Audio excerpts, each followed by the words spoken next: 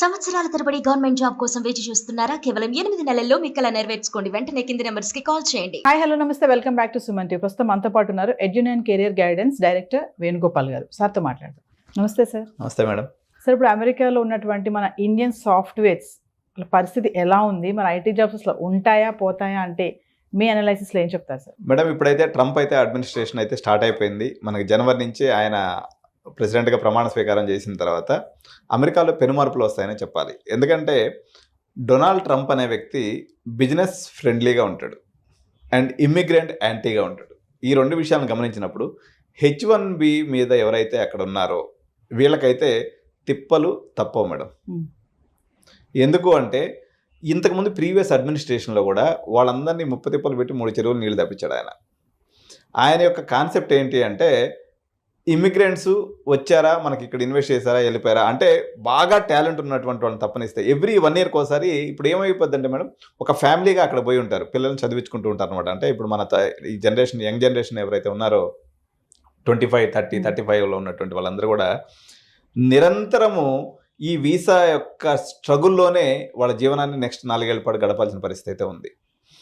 ఇప్పుడు మాకు తెలిసినటువంటి ఎంతోమంది మిత్రులు, లేకపోతే మాకు తెలిసినటువంటి ఫ్రెండ్స్ వాళ్ళ పిల్లలందరూ అక్కడ కూడా వాళ్ళు ఈఎంఐలు తీసుకొని ఇల్లు కొనుక్కొని ఉంటారు, అదేవిధంగా కారు కొనుక్కొని ఉంటారు, పిల్లల్ని చదివించుకుంటూ ఉంటారు. వాళ్ళంతా కూడా ఒక రకంగా చెప్పాలంటే డిస్టర్బ్ అయిపోయినటువంటి పరిస్థితి.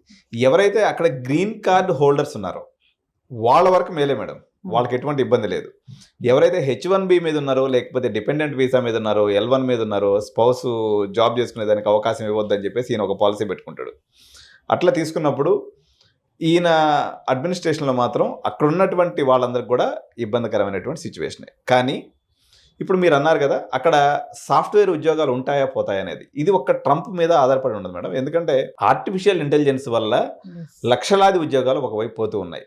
కానీ ట్రంప్ రావడం వల్ల ట్రంప్ ఏమంటున్నాడంటే ఇప్పుడు ఈయన కొన్ని విషయాలకు వ్యతిరేకంగా ఉంటాడు. ఫర్ ఎగ్జాంపుల్, ఇప్పుడు ఉదాహరణకి ఉక్రెయిన్కి బిలియన్స్ ఆఫ్ డాలర్స్ అమౌంట్ అనేది మన అమెరికా అనేది స్పెండ్ చేస్తూ ఉంది.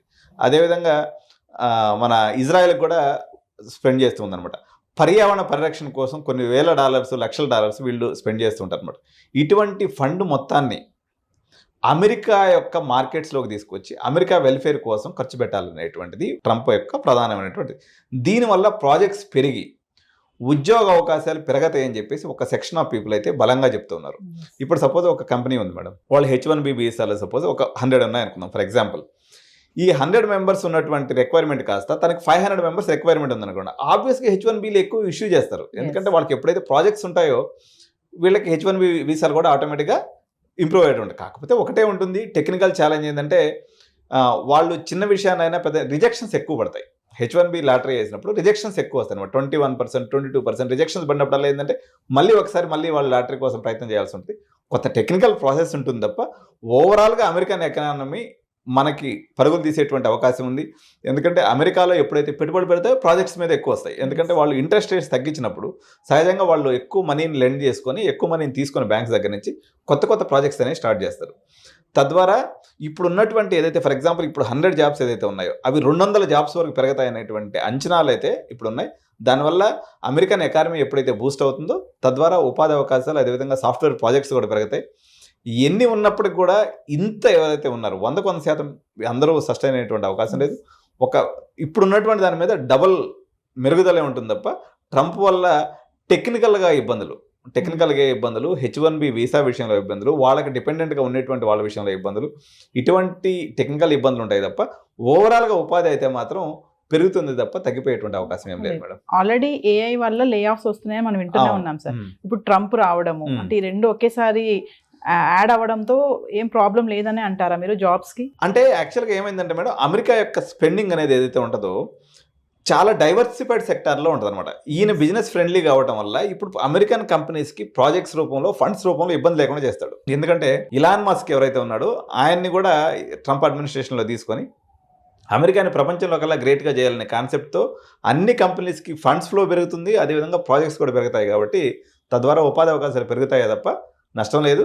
కాకపోతే ఈ యొక్క ఇబ్బందులు అయితే, వీసా ఇబ్బందులు అయితే కానీ తప్పేటట్లేదు, అందరికి కూడా ఉంటాయి. ఇప్పుడు ఈ ట్రంప్ విన్నింగ్ అనేది మన ఇండియన్స్ పైన ఎలా ఉంటుంది, అసలు ఇంపాక్ట్ ఎలా ఉంటుంది అంటారు ఓవరాల్గా చూసుకుంటే? ఇక్కడ 2 రకాలుగా చూడాలి మేడం. ఒకటి ఇండియన్స్ పైన ఉండేటువంటి ఎఫెక్ట్, రెండోది ఇండియా పైన ఉండేటువంటి ఎఫెక్ట్.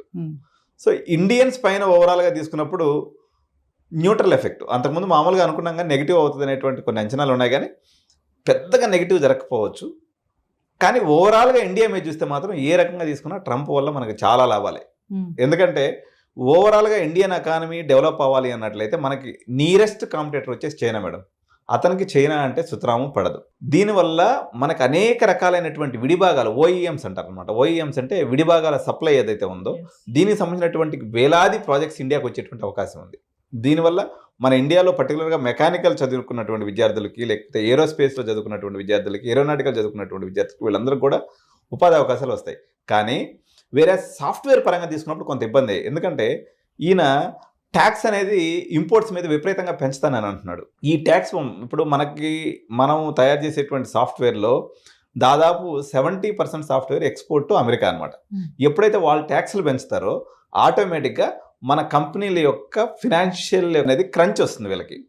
తద్వారా వీళ్ళు ఏం చేస్తారంటే కంజ్యూస్గా తయారవుతారు. వాళ్ళు ఎప్పుడైతే కంజ్యూస్గా తయారవుతారో మన సాఫ్ట్వేర్ ఎంప్లాయీస్కి ఇంక్రిమెంట్స్ ఉండవు, కొత్త వాళ్ళని తీసుకునేటువంటి శక్తి వాళ్ళకు ఉండదు, ఈ ఇబ్బందులు అనేది ఉంటుంది. ఎందుకంటే సస్టైనబిలిటీ అనేది వీళ్ళకి తక్కువ అయిపోతుంది అనమాట, ఎందుకంటే వాళ్ళు ట్యాక్స్ పెంచడం ద్వారా. సో ఈ ఇబ్బంది అయితే మనకు ఉంటుంది.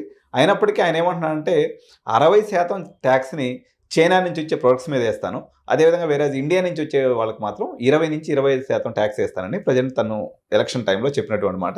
అదే నిజమైనట్లయితే కంపారిటివ్లీ మనం లాభపడతాము కంపేర్ టు చైనా. కానీ సాఫ్ట్వేర్ పాయింట్ ఆఫ్ వ్యూలో మాత్రం ఫైనాన్షియల్ క్రంచ్ అనేది కొంత సాఫ్ట్వేర్కి వచ్చేసింది. ఆల్రెడీ ఏఐ ఉపద్రవం ఉంది, 4 సంవత్సరాల నుంచి అసలు ప్లేస్మెంట్స్ అన్న మాటే లేవు.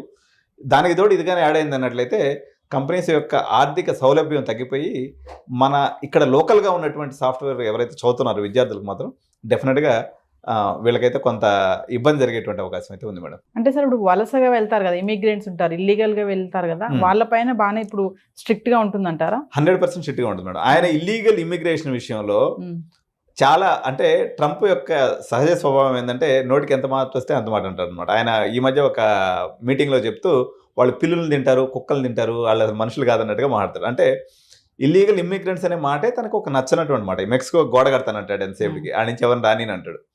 అందువల్ల ఇక్కడ 2 రకాల ఇబ్బందులు ఉన్నాయి. ఒక 9 లక్షల మంది ఎవరైతే, ఒక 9 నుంచి ఒక 10 లక్షల మంది ఇక్కడికి వెళ్ళినటువంటి వాళ్ళ పేరెంట్స్ అక్కడే ఉన్నారు, కానీ పిల్లలు అక్కడ పుట్టలేదు. వాళ్ళు అక్కడే పుట్టి పెరిగి పెద్దవాళ్ళు అయిపోయారు. ఇప్పుడు వాళ్ళకి పౌరసత్వం ఇవ్వనంటున్నాడు ఆయన. ఫస్ట్ అదే ఇప్పుడు పాపం వాళ్ళు ఒక 10 లక్షల మంది, వాళ్ళు పాపం 10th క్లాస్ అక్కడే చదివిండ్రు, ఇంటర్ అక్కడే చదివిండ్రు, డిగ్రీ అక్కడే చదివిండ్రు, పాపం అక్కడే ఉన్నారు.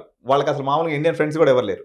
కానీ ఇప్పుడు వాళ్ళు ఏంటంటే వాళ్ళు అమెరికన్ సిటిజన్స్ కాదు అంటున్నారు. అంటే యాక్చువల్గా ఇండియన్స్ ఎప్పుడు కూడా పెద్దగా ఇల్లీగల్ ఇమిగ్రేషన్ చేయరు మేడం. వాళ్ళు జనరల్గా ఏంటంటే పాకిస్తానీస్, బంగ్లాదేశ్, తర్వాత వీళ్ళు ఆ మెక్సికో బార్డర్లో పోయేసి సల్లంగా దూరి లోపలికి వెళ్ళిపోతుంటారు తప్ప ఇండియన్ ఇల్లీగల్ ఇమిగ్రెంట్స్ ఓవరాల్గా మనం తీసుకున్నప్పుడు ఇట్లాంటి వాళ్ళు ఉన్నారు. ఎవరు అక్కడే పిల్లలు పుట్టకుండా, మామూలుగా అమెరికాలో పౌరసత్వం ఎట్లా ఉంటుందంటే ఒకవేళ ఈమె ప్రెగ్నెన్సీతో పోయి అక్కడ పాప లేకపోతే బేబీ పుట్టింది అనుకోండి, వాళ్ళకి బై డిఫాల్ట్ అమెరికన్ సిటిజన్షిప్ అనేది వచ్చేస్తుంది.